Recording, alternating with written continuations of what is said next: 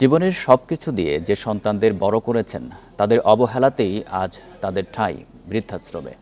সারা বছর না হলেও অন্তত ঈদের দিন সন্তানকে বুকে টেনে নিতে আকুল হয়ে থাকেন জীবন সামনে থাকা মানুষগুলো। কিন্তু সেই অপেক্ষা পূরণ হয়নি অনেকেরই। সন্তানরা না আসায় বরাবরের মতো নিঃসঙ্গতা সাথী করেই কেটেছে তাদের ঈদ। তারপরও নেই কোনো অভিযোগ। এখন জন্ম সনদ দিয়ে খোলো বিকাশ স্টুডেন্ট অ্যাকাউন্ট। নিজের বিকাশ নিজে কর। সবটুকু সামর্থ্য দিয়ে সন্তানদের বড় করেন বাবা মা। প্রতিদান না চাইলেও হয়তো মনে বিশ্বাস থাকে শেষ বয়সে অবলম্বন হবে সন্তান।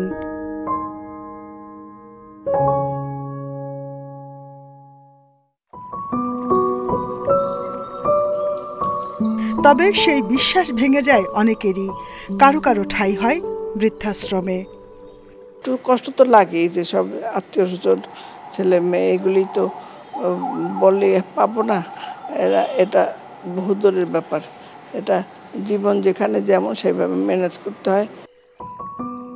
একসময় পরিবার পরিজন নিয়ে ঈদ করলেও জীবনের শেষ বয়সে এসে নাদিরা বেগমের ঈদ কাটে একা। অবসরপ্রাপ্ত শিক্ষক নাদিরার ঈদ উদযাপনের সঙ্গী এখন আগারগাঁওয়ের প্রবীণ হিতৈষী সংঘের বৃদ্ধাশ্রমের বাসিন্দারা। ৭২ বছর বয়সী নুরু ইসলাম চৌধুরী সাবেক ব্যাংকার। এক সন্তান কানাডায়, আরেক সন্তান দেশে। তবে ঈদের দিনও বাবার কাছে আসার সময় পাননি। 8:30টার সময় দেখলাম যে আসছে, নাস্তা নিয়ে আসছে।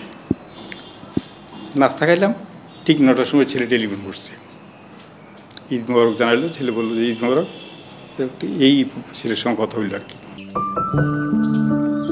সন্তানদের কাছে না থাকতে পারলেও তাদের প্রতি কোনো অভিমান বা অনুযোগ নেই এই প্রবীণদের। আমি ভালো আছি, আমার নিজের কথা বলি। I have no objection, I have no emotion, I have no curiosity. আমি এখানে খুব ভালো আছি।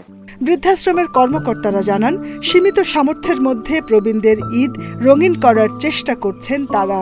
তারা উন্মুখ হয়ে বসে থাকে, তাদের আত্মীয় স্বজন আসবে তাদের সাথে দেখা করতে।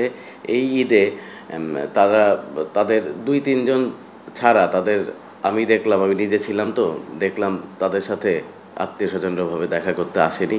প্রবীণ হিতৈষী সংঘে বৃদ্ধাশ্রমের বাসিন্দা 36 জন। কঠিন বাস্তবতা মেনে নিয়েই তাদের চেষ্টা নিজের মতো করে ভালো থাকার।